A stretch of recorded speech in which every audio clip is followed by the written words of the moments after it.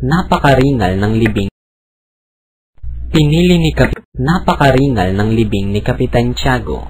Ipinagunita ng kura sa parokya ang pagkamatay nito nang hindi nangungumpisal, ngunit nagtanggol kaagad si Padre Irene. Kung ating ipagkakaitang egzekya sa bawat namatay na di nakapangumpisal, kalimutan na natin ang de profundis. Ang mga kahigpitang iyay pinaiiral lamang kung ang hindi nakapangumpisal ay walang ibabayad. Ngunit si Kapitan Tiago, aba, kung ang mga Chinong hindi binyagan ay inililibing ninyo ng may misa de requiem pa. Pinili ni Kapitan Tiago si Padre Irene na maging albathea niya na tatanggap ng kanyang huling habilin. Iniwan ang bahagi ng kanyang ari-arian sa Santa Clara, sa Papa, sa Arsobispo at sa mga korporasyon ng mga praile at halagang 20 piso para sa matrikula ng mga mahihirap na nag-aaral. Ang 25 pisong pamana kay Basilio ay pinawalang bisa ni Kapitan Tiago dahil sa masamang inasal nito ng mga huling araw, ngunit pinairal din ni Padre Irene ang habilin at nagsabing dadalhin iyon ng kanyang bulsa at budhi.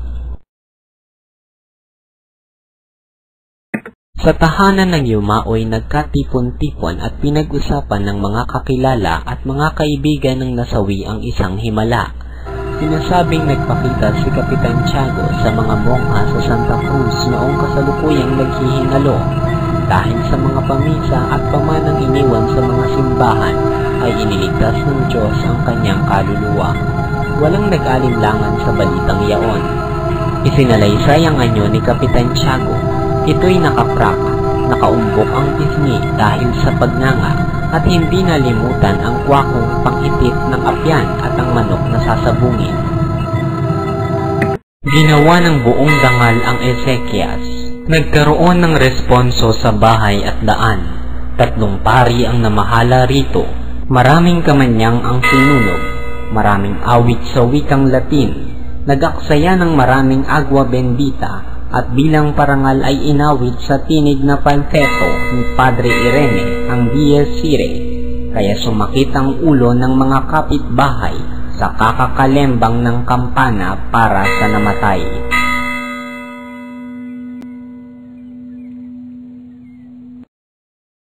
Lumaganap sa lalawigan ang balita sa pagkabilanggo ni Basilio. Dinamdam at pinag-usapan ito ng mga taga San Diego. Nabalitaan sa Tiani na pagpapatapon ng pinakamagaang na parusa sa binata at saka ipapapatay habang nasa daan. Nang makarating ang balita sa kubong tinitirahan ni Huli at ng kanyang ingkong ay kinailangan pang ulitin sa kanya ito ni Hermana Bali. Nabingi ang tainga ng dalaga at nakaramdam ng matinding dalamhati ang puso, namutla hanggang sa tuluyang mawalan ng malay tao. Nang mahimasmasan, isang tinig na lihim ang nag-udyok ng tanging paraan ngunit kakilakilabot. Si Padre Camora, ang kura! Napakagatlabi si Huli at malungkot na nagmuni-muni. Nang dakpin ang kanyang ingkong upang palitawin ang kanyang ama, si Padre Camora ang tumulong upang mapalaya ang matanda. Hindi lubos na nasiyahan ng praile sa matapat niyang pasasalamat, kundi humiling ito ng mga paghahandog. Mula noon ay iniwasan na niya ang praile.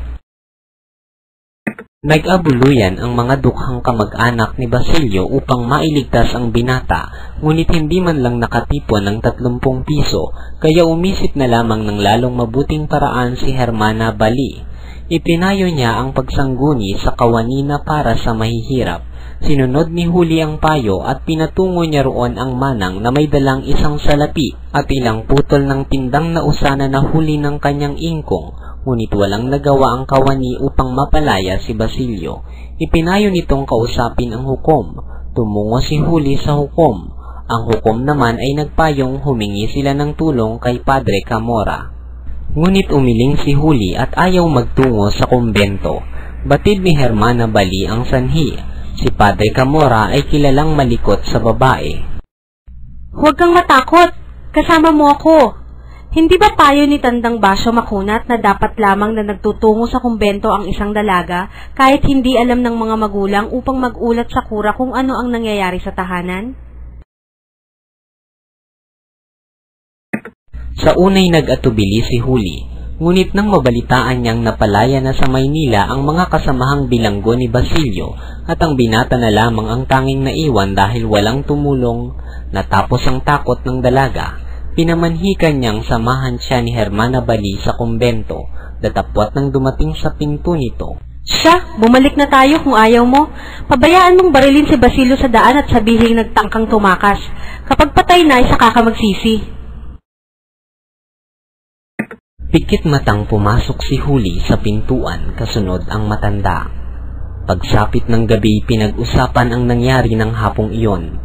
Isang dalaga ang tumalon mula sa bintana ng kumbento na bumagsak sa batuhan at namatay. Kasunod noon ang paglabas ng isa pang babaeng parang baliw na sumisigaw at tumitili sa lansangan.